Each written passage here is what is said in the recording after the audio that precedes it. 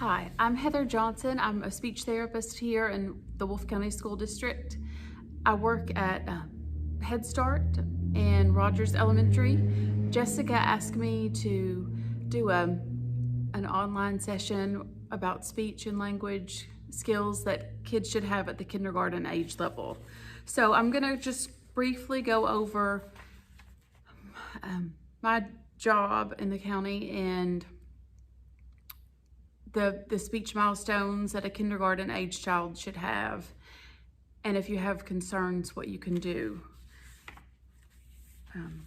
First of all, I work with children from around age 3 to 6th grade level that have communication disorders. Sometimes I see children that age out of the First Steps, the early intervention program that's birth to 3, who already have a communication disorder diagnosis from First Steps.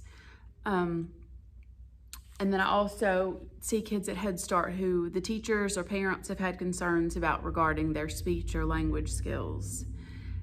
And then I see kids at Rogers.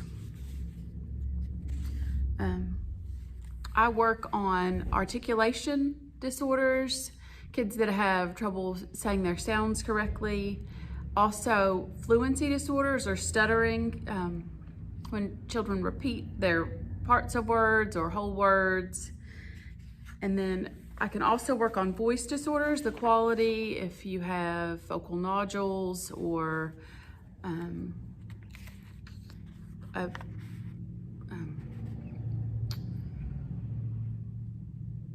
a paralyzed vocal cord, that type of thing.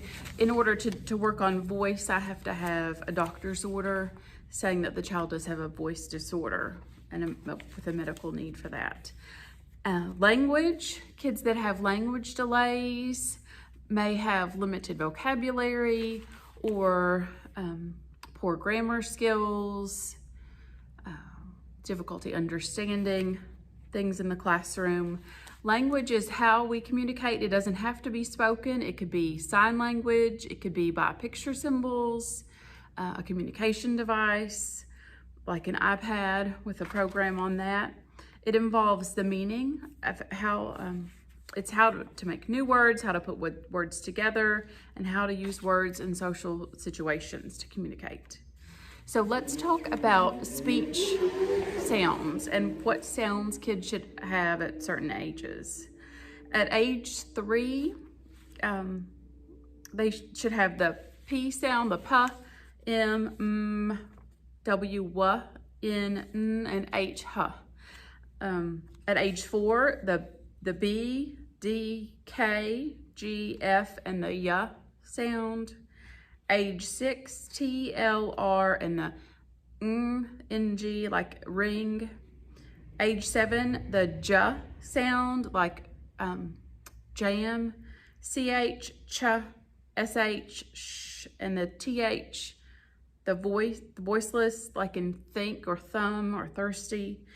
And at age 8, V, S, Z, and the voiced TH, like the TH and the. So kids that come to kindergarten aren't expected to have all their sounds correct at that 5-year level. A lot of kids come in and they still have trouble with R. The TH sound, a lot of times they'll make the F for TH, and the voice TH is a V sound. And then they make a W for R, and sometimes a L, or they make a W for L. So those are sounds that we would expect them to still have trouble with. Some kids have those sounds mastered coming in, but a lot of kids don't. And then sometimes at that 5-year level, kids still persist with a frontal lisp. So that's a little past the developmental level for S and Z. We would want them at that age level to kind of have that correct production, but it's not a huge concern. So at Rogers, I screen all of the kindergarten students that start at the beginning of the school year, and those kids that have concerns, that don't pass the speech screening, or if the teacher or the parent has concerns, we do 6 weeks of intervention services. So the teacher or the teacher's aide kind of pulls the child to the side, or they can do it in a whole group with all the kids. So they work on those, either the sounds or the language issue that they had difficulty with on the screening, and they try that inside the classroom for 6 weeks. If at the end of the 6 weeks, if the child has made lots of progress and they don't have any concerns anymore, then that's it. We don't need to do anything else. If they still persist and have lots of trouble with those sounds or the language issue, then we meet with the parents and talk about the difficulties that the child has and get permission to test at that point. So that's after the 6 weeks. I always send home a permission to screen form, and the screening form, typically I pull one child in at a time. I do a speech screening, and I also do a hearing screening where I put some headphones on there and play beeps on an audiometer to see if the child can hear, because if the child can't hear, then that's what we want to take care of first. Sometimes kids at the beginning of the school year don't pass a hearing screening just because they've been in the water a lot, they've been swimming, they have some fluid in their ear, and then we can always do a rescreen in a few weeks to see if they pass then. And if they don't pass after a rescreen, we typically recommend that they go to an audiologist and get a hearing evaluation. So we want to make sure that they pass the hearing screening, and then if they pass the hearing screening, we start the response to intervention services. So now let's talk about language skills. When a child comes into kindergarten, they should be able to follow 1- and 2-step simple directions. They should understand basic concepts like position, like top and bottom, middle, the side, colors, and they should be able to understand same and different. Are these two things alike? Are they the same, or are they different? And how are they different? How are they alike? They should be able to listen and understand to age-level stories that are read aloud, understand yes and no questions, and WH questions, those who, what, when, where, and why questions, and understand simple conversations that are being had. So those are the listening skills, language-wise. The speaking skills, they should be able to answer yes and no questions, answer those WH questions. They should be able to ask questions to get information, and their sentence length should be around 4 or more words. So basic rule of thumb is for each age a child is how long their sentence length should be. So a 1-year-old child speaks with a 1-word sentence. They look at things and they name them, or they say more or no. And then at the 2-year level, they start to combine words, 2-word sentences, and then 3-word sentences, 4-word, and then at age 5, when they start kindergarten, we want to see a 4 or 5-word sentence.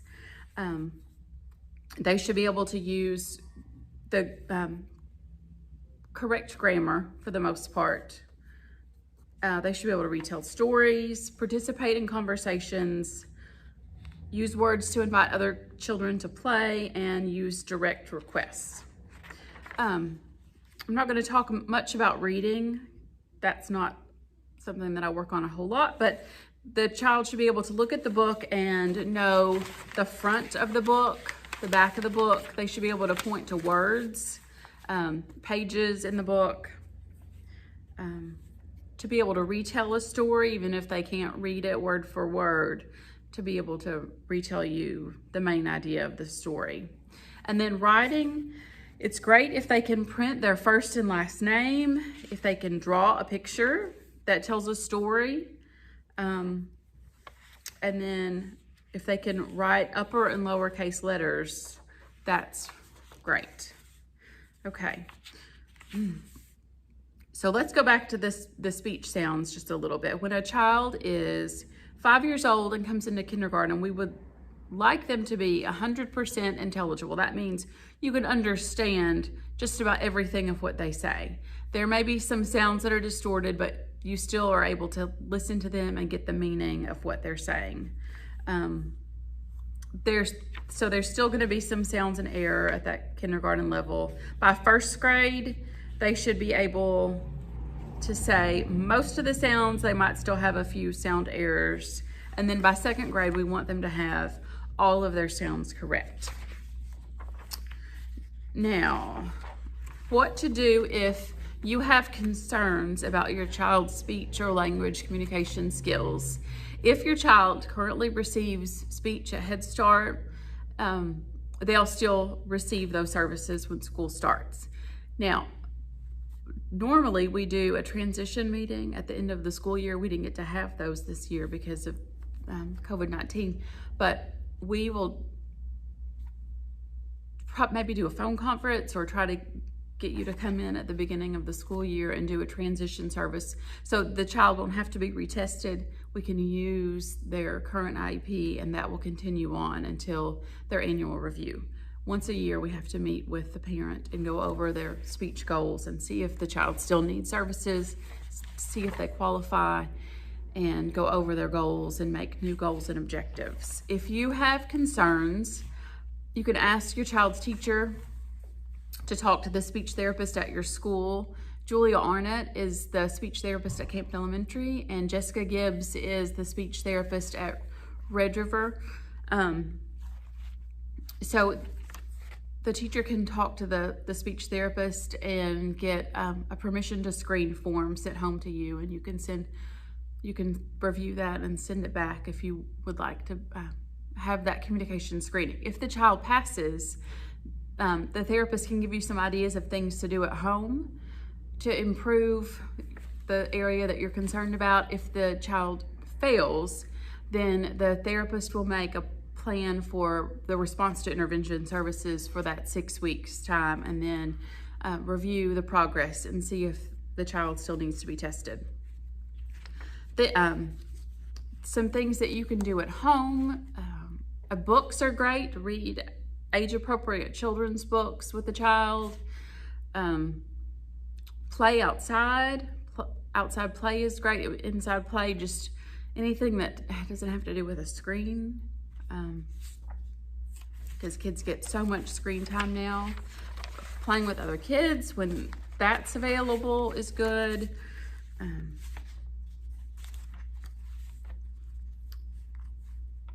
If your child is using a shorter sentence than 4 or 5 words, you can model a longer sentence back for the child. Don't pressure your child to say things correctly. Just give them a good model.